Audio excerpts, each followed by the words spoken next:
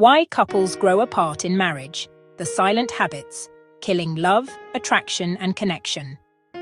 Episode. Theme: marriage does not die in one day. It dies when couples stop nurturing each other. Research Foundation studies consistently show that relationship quality is strongly linked to emotional health, physical health and long-term well-being. Research also shows that satisfied couples tend to communicate more positively and effectively, and relationship maintenance behaviors like appreciation, openness, shared tasks, and reassurance help protect commitment and satisfaction.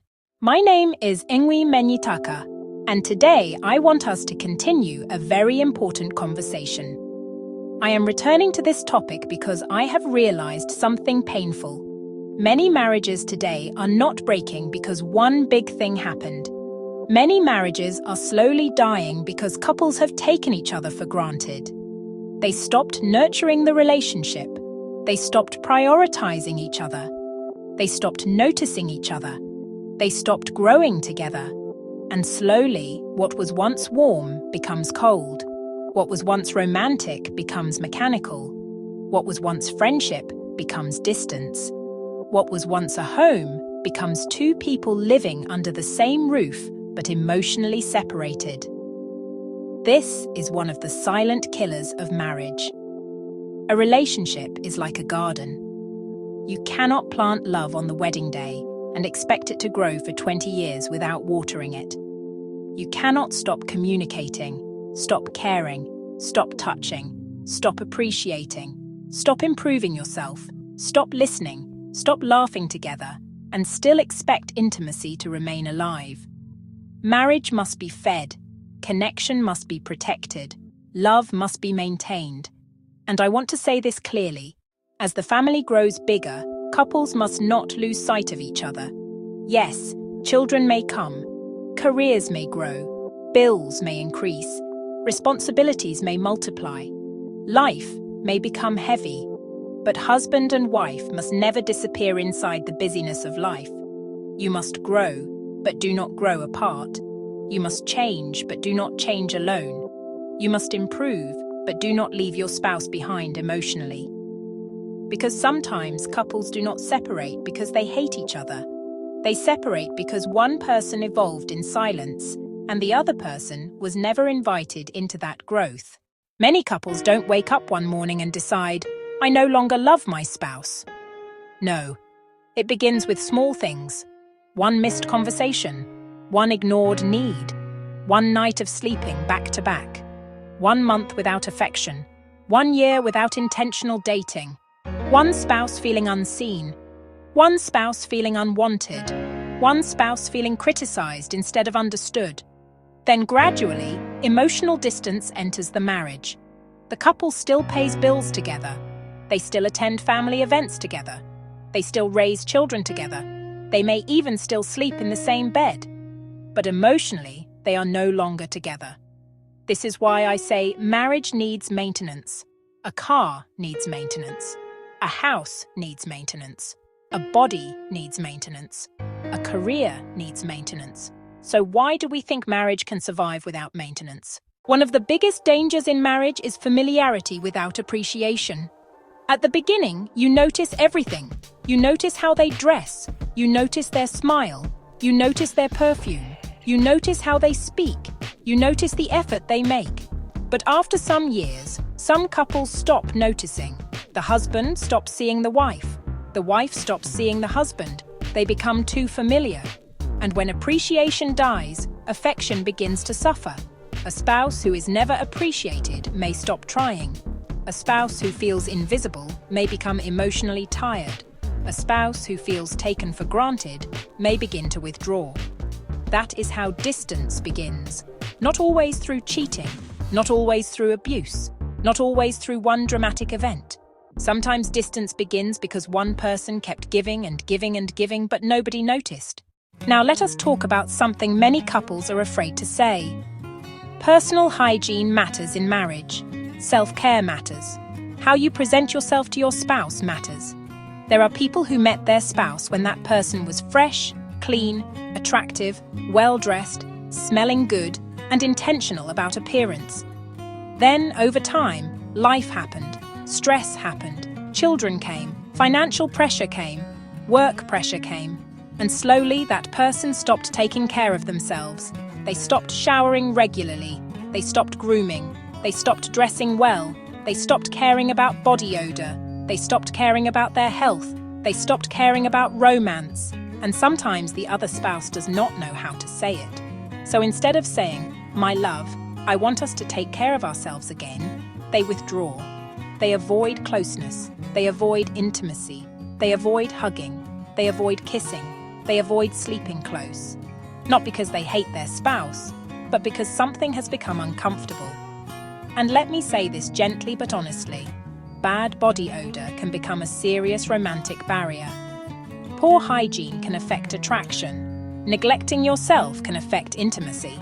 This is not about perfection. This is not about shaming anyone. Bodies change, aging happens, illness happens, weight changes, hormones change, stress changes people. But marriage requires honesty with love. A spouse should be able to say respectfully, "My love, I miss how we used to take care of ourselves. My love, can we both start walking again? My love, let's refresh our routine. My love, I want us to feel good around each other again.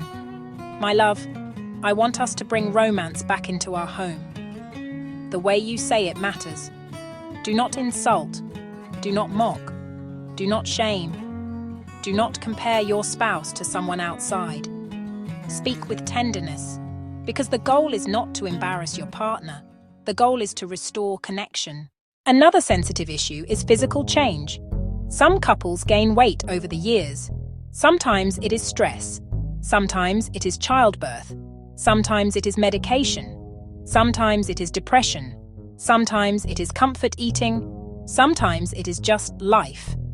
But the issue is not only weight. The issue is when couples stop caring about vitality.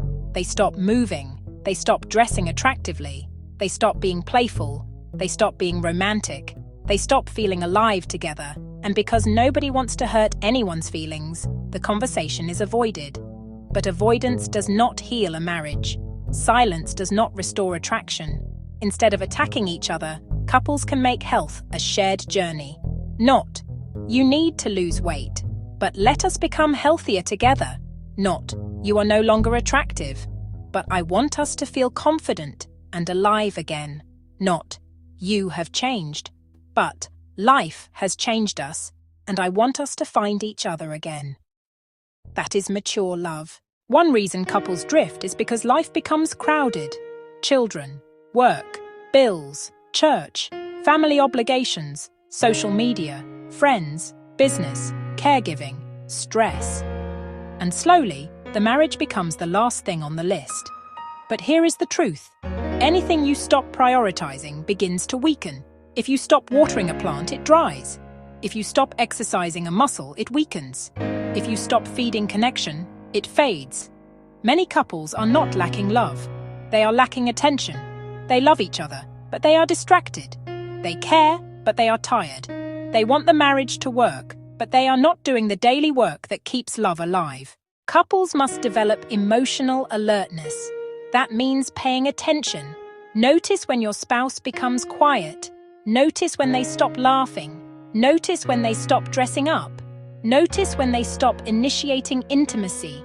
Notice when they become easily irritated. Notice when they seem emotionally far away. Do not ignore the signs. Ask questions early.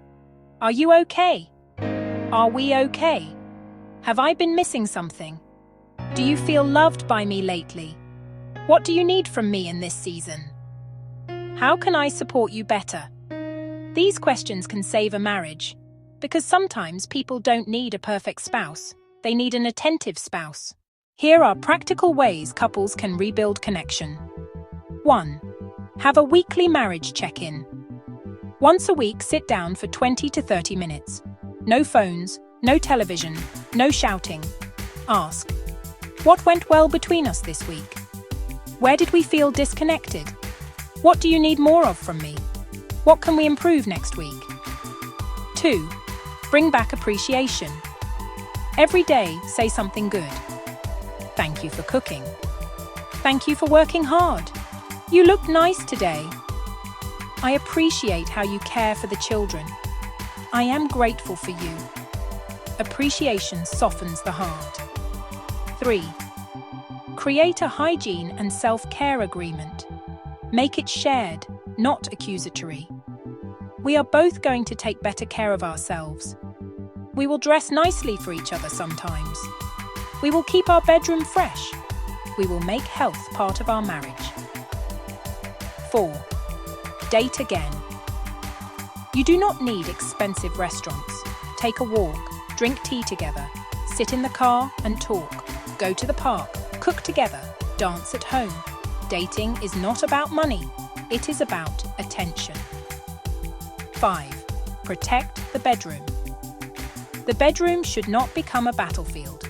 Do not bring every argument into the bedroom. Do not make the bedroom only a place of sleep and stress. Restore warmth, comfort, cleanliness, and peace. 6. Grow together. Read together. Pray together. Plan together. Set goals together. Exercise together. Heal together. Do not become strangers while chasing progress. Instead of saying, "You smell bad," say, "My love, can we refresh together? I want us to bring back that closeness." Instead of saying, "You've gained too much weight," say, "I want us to focus on our health together. I miss us feeling energetic." Instead of saying, "You don't look good anymore," say, "I miss the way we used to make effort for each other. Let's start again." Instead of saying, "You never care about me," say, "I've been feeling distant from you and I want us to reconnect." The goal is not to win an argument.